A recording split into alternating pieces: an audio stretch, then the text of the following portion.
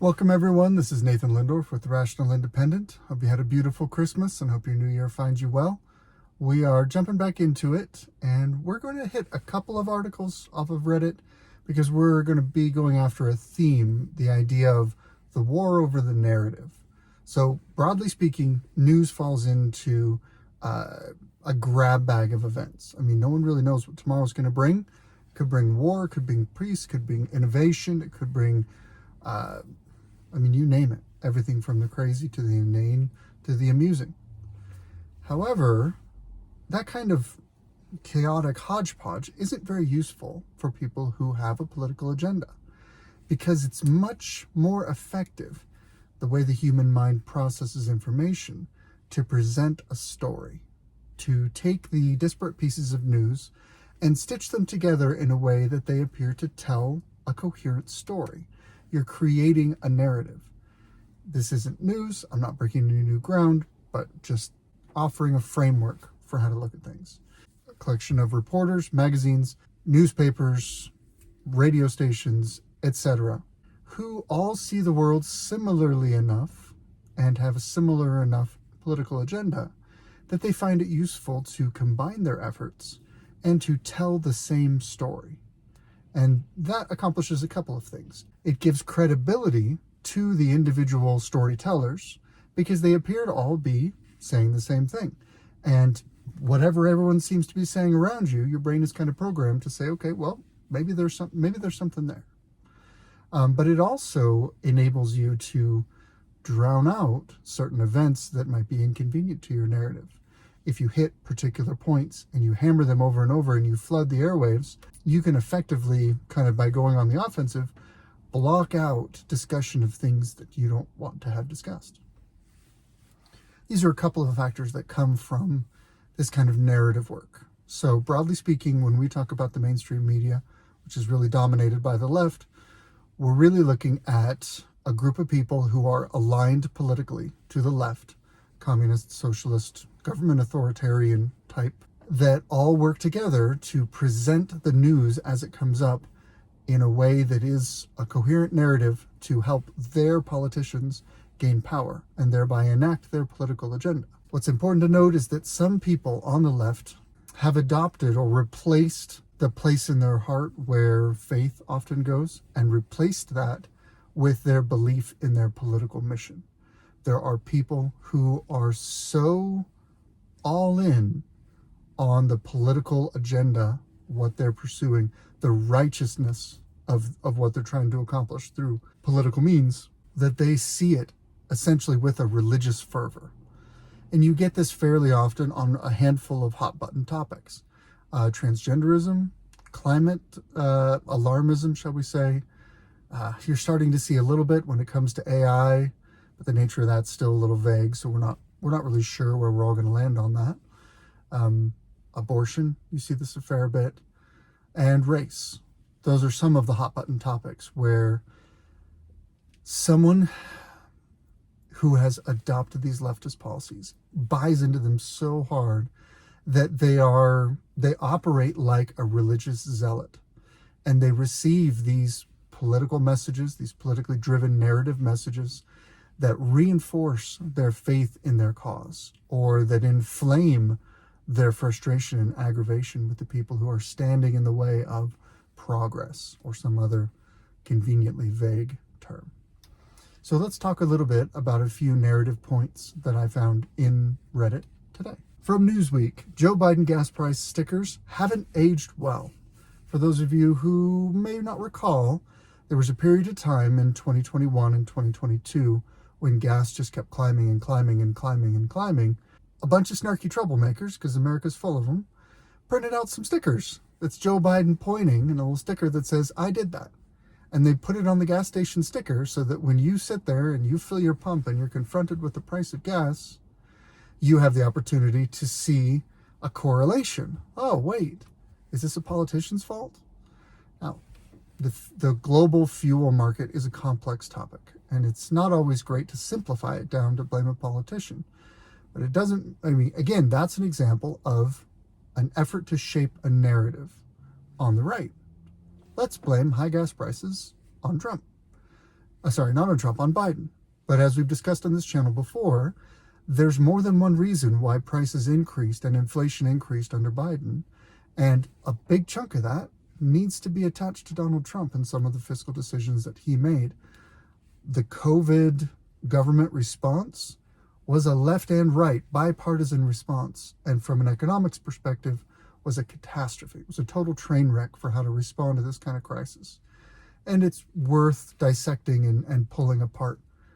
But I think that's I think we can leave that right there for now. So here we have Newsweek in 2023 pointing out and saying Joe Biden gas price stickers haven't aged well. In other words, that's a failed narrative. They kind of take us through a little bit of backstory. 2021, started appearing at gas stations. Okay. In May of 2022, so a year and a half into President Biden's term, gas prices reached a national average of $4.59 per gallon, more than double the price at the start of 2021. Anytime a key commodity like fuel doubles in price, you got a problem in a market economy, because fuel is required for the delivery of basically all goods and services. So effectively, when fuel goes up, everything goes up, because the cost of delivery, the cost of service has to rise to reflect the rising operating costs. Critics blamed Biden for rising gas prices, while Biden blamed disruptions to global supply due to COVID pandemic and Russia's invasion of Ukraine. Now, I might just toss out as a cantankerous American, if you are energy independent, if you support domestic energy production, if you support an all of the above energy production model, nuclear energy, go ahead, take your solar, take your wind, that's fine. Situationally where they work, great. Domestic oil production, fracking, whatever. If you take an all of the above approach and allow the American market to provide the American fuel needs, then global supply disruptions from pandemics and Russia's invasions of Ukraine would have far less of an impact on prices, because America would be able to produce more of the fuel that it needs at a price the market desires. And President Biden is famously antagonistic to domestic fossil fuel production. I'll tell you what, the little stickers on gas pumps all across the country illustrate the American people know exactly whose fault this is. Hey, what do you know? Ted Cruz, Republican senator, blaming his opponent, the Democrat. Shocking, surprising, whatever. It's all politics and partisan. Okay. It's deliberate. It wasn't an accident. However, he's making a good point here. This wasn't an unintended side effect. This is exactly what Joe Biden promised he would do, and it's what he's done. There are a lot of people who see Biden's third administration as Obama's third term, and there's a lot of reasons for that. I mean, you have President Obama making statements saying that gas prices and electricity prices would necessarily skyrocket after putting in a lot of the green legislation that he favored. There's a lot of people that are holdovers within the administration, maybe not at the public-facing level, but in the worker bee level or the director level of the administration, that share staff between the two administrations. So it would make sense that a lot of the policy decisions and actions taken by the administration would echo when the same people that were in the Obama administration are in the Biden administration. But this brings up a good point, which is sometimes you make a decision as a political leader that has a negative effect and you didn't see it coming. It's a negative side effect. Maybe it's unintended. Sometimes, though, the negative effect is intentional. And what Ted Cruz is saying is, based on what President Biden said as his goals of reducing domestic oil production and curtailing trade and adding tariffs and doing all sorts of other stuff that makes it more difficult to deliver efficiently, that the market wants to do for fuel, costs are going to go up. That's on purpose. April 2022, 300 gas stations in Minnesota said, please stop using the stickers, because they would go around and the retailers would be removing the stickers and other people would be replacing them. Fine, whatever. Now, this is where we get to the narrative. This is Newsweek in 2023. Gas prices have fallen since the sticker campaign was at its peak. The national average gas price is now $3.12 per gallon, according to AAA. By December 12th, gas prices had fallen 19% since September, 12 straight weeks of decline. There is, though, less demand for gas in the winter than in the summer. And I appreciate them mentioning that. That's a conflating variable, i.e. price tends to dip in the winter and rise in the summer regardless of what else is going on because usage changes, demand shifts. If Joe Biden controls gas prices, why aren't Republicans praising him for $2 gas? All right, so this was posted just a couple of days ago, $2.21. I don't know anyone who's paying $2.21. Thankfully, Newsweek actually calls that out, saying it's unclear where the picture was taken or when, but that Mississippi is the state with the cheapest average gas at $2.66 per gallon, slightly more than the price shown in the image. Okay, they reached out to Biden for comment and didn't get a comment, so that's fine.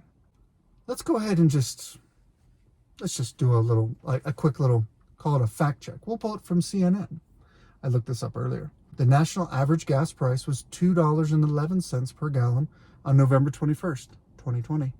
So near the tail end of the Trump administration, gas was still below the probably, if not doctored footage, out of context picture taken with the Biden sticker where it says $2.21 a gallon. Because again, looks like the cheapest anywhere in the country is Mississippi with $2.66. The average being $3.11. I'm pretty sure I paid $4 a gallon here in Colorado just a few weeks ago. At the end of the day, if you want to compare one administration to the other, you have to look at Donald Trump was sitting at $2 and some odd cents per gallon.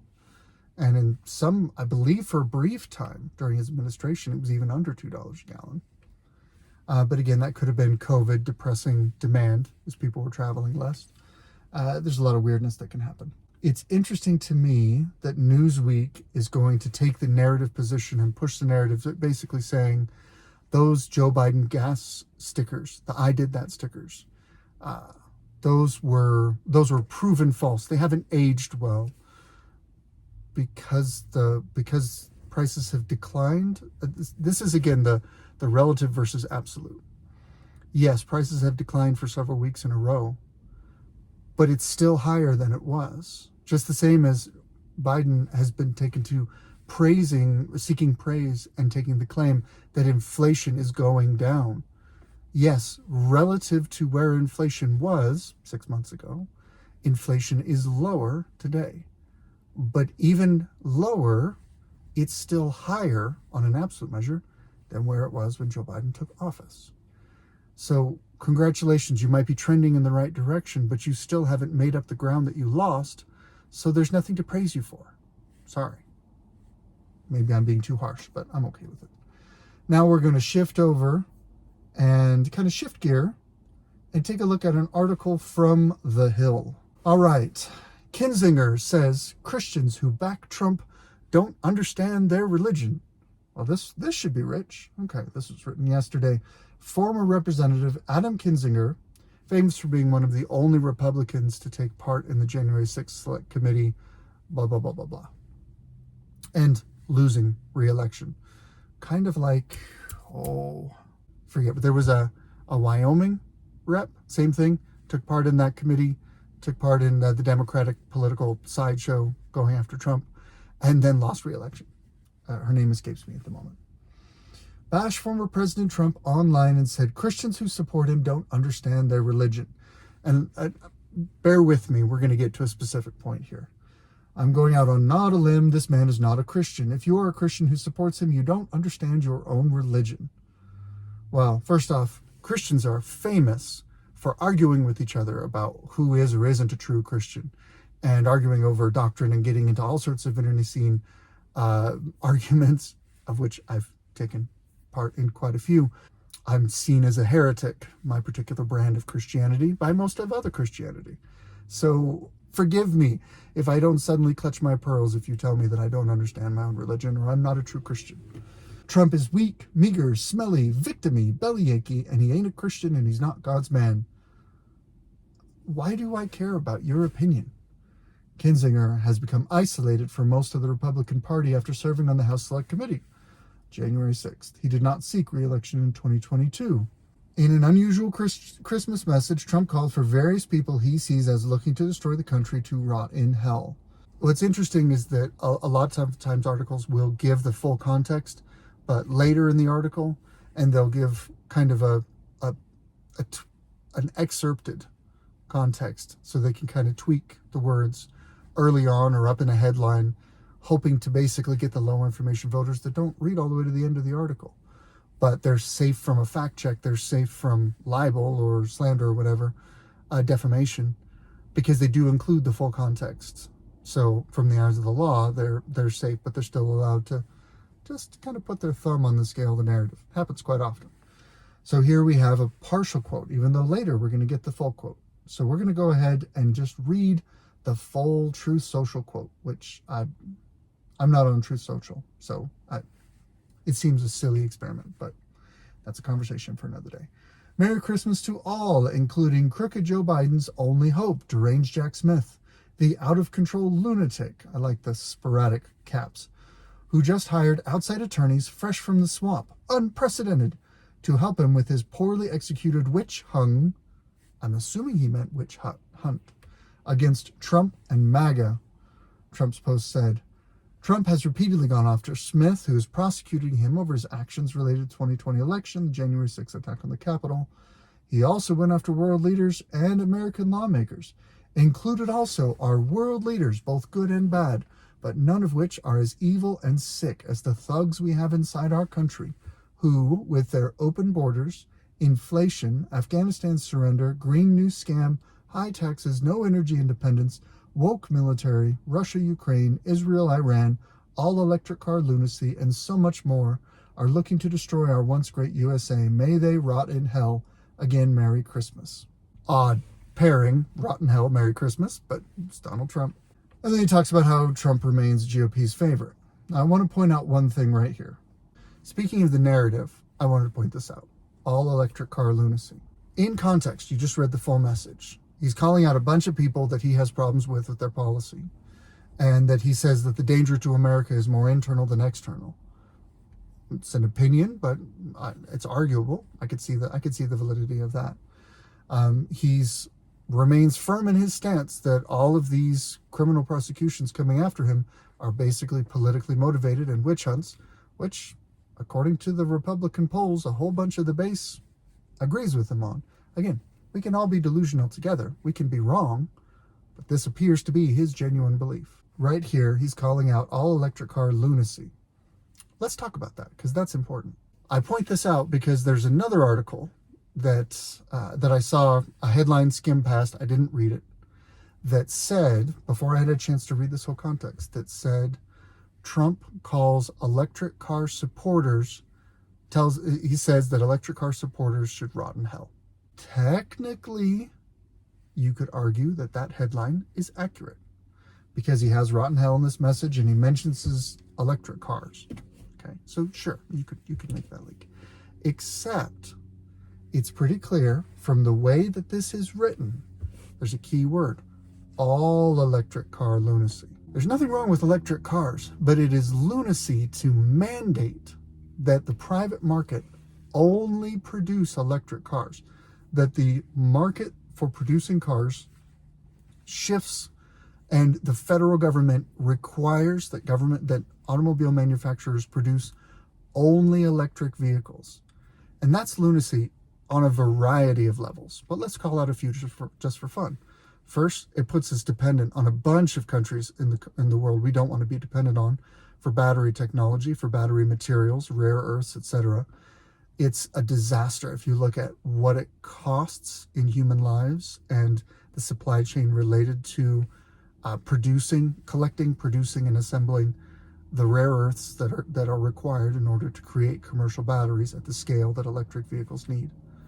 Secondly, it's insane because the American power grid cannot provide enough power to charge all electric cars. We're not even close. Not only are we not even close, but the same regulators that are saying you must produce all electric cars are also saying, by the way, you can't build new nuclear plants. You can't expand coal-fired plants. You can't increase the capacity on the electric grid But yet we're forcing you to create a bunch of things that create more demand on the electrical grid. This has to be, at a certain level, intentional destruction of the American economy. I can't see it any other way. Let me know if you see it another way. And thirdly, it's also insane because there are a wide variety of use cases where electric doesn't work. Okay? It just doesn't work. If you need a farm truck in rural Idaho, middle of nowhere Idaho, okay, and it has to be able to pull a heavy load at 4 o'clock in the morning when it's negative 15 degrees outside, and it has to work all day, there isn't a charging station in sight, and the rural power grid can't support it. There's no way to make that work. That farm truck needs to be gas, preferably probably diesel, based on that workload. Long-haul trucking. Theoretically, you could make long-haul trucking operate with electric. However, what happens if you get stuck in a storm? If you have to pull over to the side of the road on a mountain pass and your battery depletes? Now you have a disabled, heavy vehicle that can't be towed by anybody. It's supported by who knows how much. It's supported, it's pulling how much weight, who knows, tons and tons. And now it's in a mountain pass somewhere because the battery was depleted, maybe due to a defect or whatever. It's just ludicrous. It's completely unreasonable. So there's 3 reasons why it is lunacy to mandate all electric cars in America. 3 simple, took me 10 seconds to think of them, reasons. Anyone who's trying to intentionally destroy the American economy does deserve to rot in hell. You're making me agree with the orange man who's bad. And yet, in the battle for the narrative, we write the headline, Trump says electric car supporters should rot in hell. Do you see how there's a dissonance between those 2 things, between what's actually being said and what's being reported? Once again, you're being manipulated. You're being lied to. These rhetorical tricks are pervasive throughout the media. It's wise to see them, to learn to see them, to learn to counter them when you see them. That's my Reddit rant for today. Good luck out there.